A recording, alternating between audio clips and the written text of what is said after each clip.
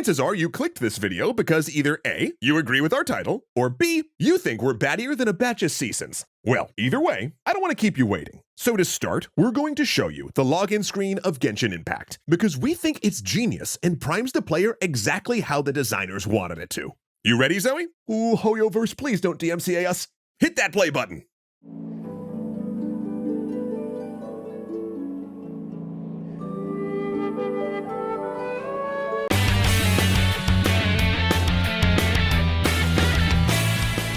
Oof, did you feel how jarring our intro was there? Yeah, we wanted to cut it together that way because it's going to perfectly illustrate the point of this whole episode, which, by the way, is brought to you by Nebula, where you can watch this and all of our other episodes without ads like this one. While much of game design acts on our conscious mind, our choices, actions, and the things we do, turns out some of the greatest design is the design that you don't notice, because some of the greatest design acts on your subconscious. And that ties into Genshin's login screen, why it's brilliant, and why our intro there was so jarring. You see, good designers will always use the throwaway space at the opening of a game to psychologically prep the player to have the best experience with the game they're about to play. Because the menu screen, the opening music, the initial load time, these are all part of the experience of that play. Now, of course, many games just put stuff here without giving it too much thought, but good designers design every part of the player experience. And the Genshin designers know they have a challenging task in front of them. They have players coming in expecting an action RPG. But that's not really quite Genshin, is it? Genshin's not Devil May Cry after all. Heck, it's not really even Diablo. So, they have to put the players in the right headspace for their type of game. Because if you fire up Genshin after seeing the action tag on the store page, and then go in thinking you're getting God of War or something, you are going to be very disappointed. So, first the designers have to identify what the hook of their game is, where the core engagement really lies. Sure, they're going to want to reinforce that everywhere, but they really have to nail it here, in that opening, because getting you to want that specific experience is all these first few seconds are about.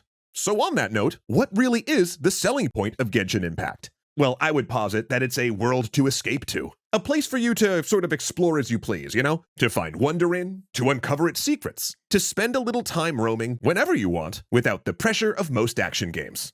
The ruins of the login screen hint at the secrets to be explored. The infinite path suggests a never-ending nature of the experience. But the load screen itself does in fact have to end. So what happens when the game actually loads? A literal door to another world opens before you.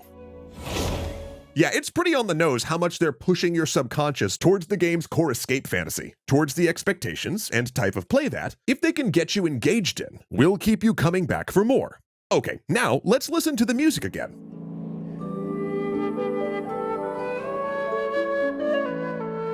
How does this make you feel? Does it get you pumped? You know, ready to smash some heads? No, it's calm, slow, and gets you ready for a more measured experience. Which is not to say that there's not exciting moments or high action in Genshin, but it's just not what the game is most fundamentally about. The music helps set your expectations and gets you in the right headspace to play the game. It's also the same reason we're floating gently through the clouds rather than, say, running through a burning city. Now imagine we put, say, the Dynasty Warriors music over that intro. Actually, you don't have to imagine it, we did it for you. Roll that clip!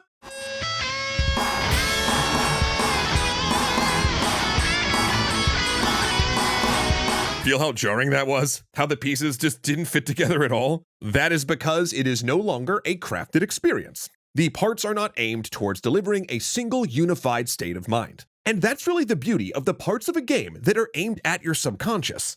Done right and you don't notice them at all, done wrong and you sure do. And with that knowledge, dear viewer, I'm afraid we've probably cursed you. Now you may never be able to not see what games are trying to do to you subconsciously. So, you know, with that in mind, I guess we might as well run through a few more, right? For instance, the early Final Fantasy games are a good example of this. Stuff like the Amano art and the Uematsu music were all there to get you to buy into the much grander world than the early hardware could deliver. Want another fun one? Go watch the cutscenes of the different seasons of Fortnite. They show off this zany, fantastic world that the games can't possibly really deliver totally on, right? They usually present the characters doing awesome actions that are beyond what you can do in-game. It gets you hyped for the game, sure, but look carefully. Count the number of different cosmetics they're showing off during those cutscenes. Count the ones in the background as well as the ones that are only on for a second or two. The number is actually ridiculous, because what are they prepping you subconsciously to do? To buy. You see that Attack on Titan character bouncing around the Fortnite world like a total badass in a cutscene, and then maybe not you, but some portion of people watching are gonna be like, that is awesome, I wanna be that. And then sales go up. Because the fantasy they're selling you is part of being a cool action hero, right? And part of that is having your own unique style. So how do they sell that? By showing action heroes doing awesome stuff in their world, or rather a version of their world, each with their own sense of style. It's an inception-tisement. It's an advertisement that pretends to be for the whole game that's actually, without ever once telling you to buy anything, secretly trying to sell you things within the game. And look, from their revenue numbers, it's working. And this subconscious prepping can extend into the early minutes of the game as well. If there are things that you have to put there, like your tutorial or an opening cutscene, you might as well use those too, right? In things like Call of Duty or Symphony of the Night, the tutorial definitely plays a role setting the mood here. Whereas the opening cutscene in Xenogears gets the player to buy into the mystery of it all, and thus gets them to stick around through what might seem like a middle-of-the-road RPG while the designers set up the story. Heck, even old games used to use the manuals in this way, right? To prep you subconsciously for the game's experience through the art and the story that you're reading on the car ride home. Oh, those were the days. Look, there are many different ways to subconsciously prep the player to have the best experience, or at least the experience you want them to have with your game. But to do it, you have to make sure you don't throw away those early moments, those unavoidable bits that have to be in your game, but that exist before the player truly engages with it. And to do that effectively, you really need to know what the core of your game is. And this is why what you see when logging into Genshin Impact is just secretly genius. They could have built any number of ways for you to start your adventure in their world, but they knew how they needed to get you to feel going into their game, and made sure that every element of that opening helps to get you there, and in turn, keep you there. And with that, I got a little homework assignment for you. I want you to go and boot up some of your favorite games. And if you keep this episode in mind, I bet you're going to be able to find a ton of interesting design intent in their openings that you never knew that your subconscious was already chewing on. And after that, if you're still hungry for more thoughtful discussions of game design from us and a bunch of other awesome creators, all ad-free, then may I suggest Nebula. Nebula, of course, is the independent creator-owned and operated streaming service that we are very proud to be a part of for just a ton of reasons, with tons of videos from our ever-growing roster of 180 plus of your favorite creators on the internet. Dang! When we joined, it was like 90-something.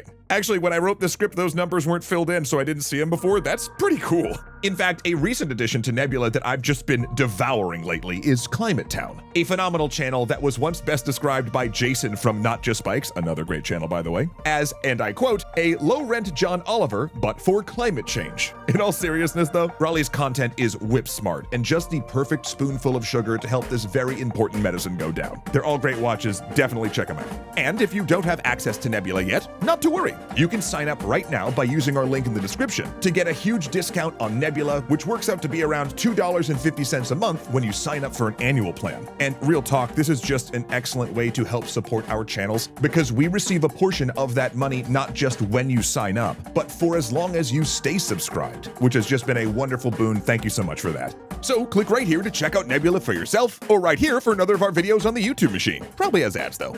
Once upon a time, Michael Hoggett, Kuyakoi, Joseph Blame, Izzy Coin, Dominic Valenciana, Arclight Games, Angelo Valenciana, and Ahmed Ziad Turk were the best legendary patrons. That time is now.